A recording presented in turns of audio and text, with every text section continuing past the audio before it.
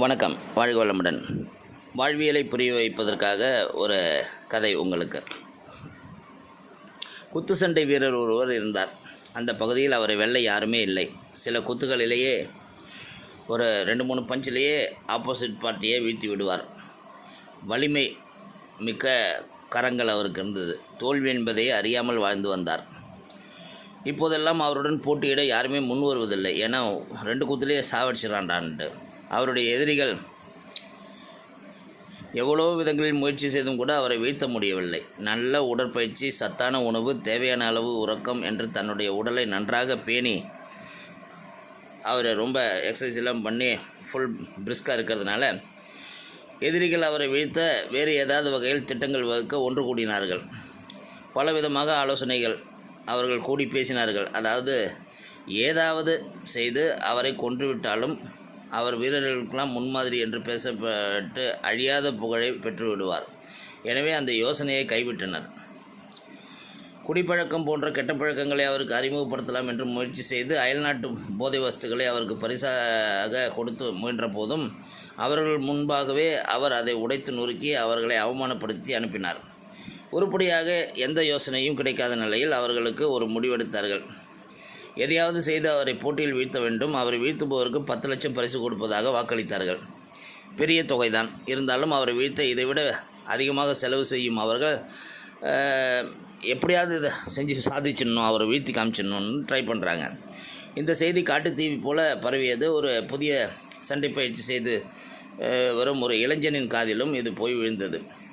10 லட்சம் பரிசு தொகையாக அறிவிக்கப்பட்டாலும் அந்த வீரரின் வலிமையை தெரிந்திருந்ததால் போட்டிக்கு வர யாருமே முன்வரவில்லை. இந்த நிலையில் அந்த புதிய இளைஞன் தான் போட்டிக்கு வருவதாக முன்வந்தான்.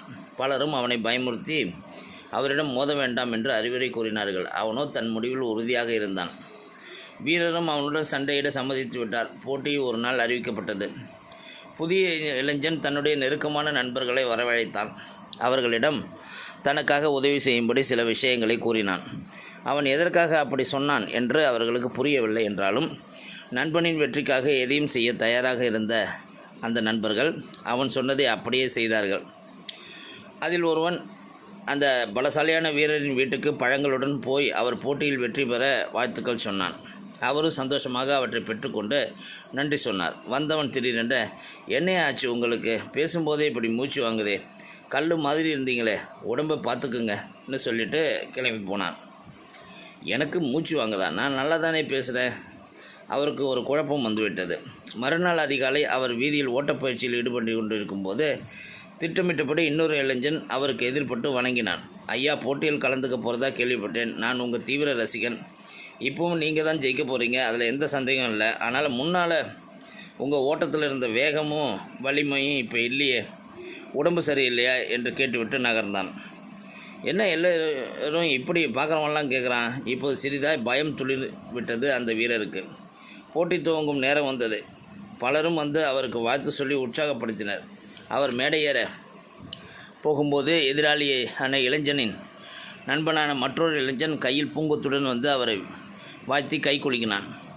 என்னையா, எப்போவும் உங்கள் பிடி கை கொடுக்கும்போது இரும்பு பிடி மாதிரி இருக்கும், இப்போ ரொம்பவும் தளர்ந்து போச்சு, என்னாச்சு உங்களுக்குன்னு கேட்டுட்டு விடைபெற்றான். அவ்வளோதான். வீரர் முற்றிலும் சோர்ந்து போனார். போட்டி துவங்கியது. அவர் வேகமாக தாக்குதலை ஆரம்பித்தாலும் இனம் புரியாத சோர்வு அவரை ஆட்கொண்டது. இளைஞனின் தாக்குதலை சமாளிக்க முடியாமல் பலவீனமாய் சரிந்தார். எல்லோரும் ஓடி வந்து இளைஞனின் சாதனையையும் வீரத்தையும் பாராட்டினார்கள். அவனோ நன்றி புன்னகையோடு தன் நண்பர்களின் முகத்தை ஏறிட்டான். பலருடைய வாழ்வில் வந்துவிட்ட வியாதியை விட வந்துவிடுமோ என்று எண்ணி பயப்படுகிற வியாதியை பலரை கீழே தள்ளி வீழ்த்தி விடுகிறது. பலப்படுவோம் எண்ணங்களால், நம்பிக்கைகளால். உடல் அளவில் பலவீனப்பட்டாலும் மனதளவில் மிருக பலத்தோடு இருப்போம். பிறரின் வார்த்தைகளால் பயப்படவும் வேண்டாம், பலவீனப்படவும் வேண்டாம் என்று சொல்லி இந்த பதிவு. இந்த காலத்தில் வர்றவங்களுக்கு நான் கிடந்து போராடுற ஒரு விஷயம் இது.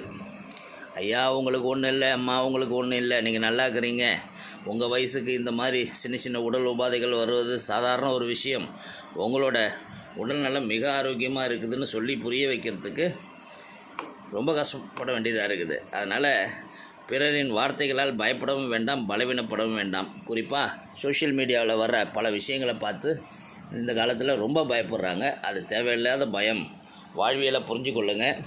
நம்ம எண்ணங்கள் மிக்கதாக இருக்க வேண்டும், நம்பிக்கையுடன் இருக்க வேண்டும். உடல் அளவில் பலவீனப்பட்டாலும் பார்த்துக்கலாம்ங்கிற ஒரு தைரியம் இருந்ததுன்னா லாங் ரன் உங்களுக்கு உண்டுங்கிறத மனசளவில் பதிய வச்சுங்க. வாழ்க வளமுடன்.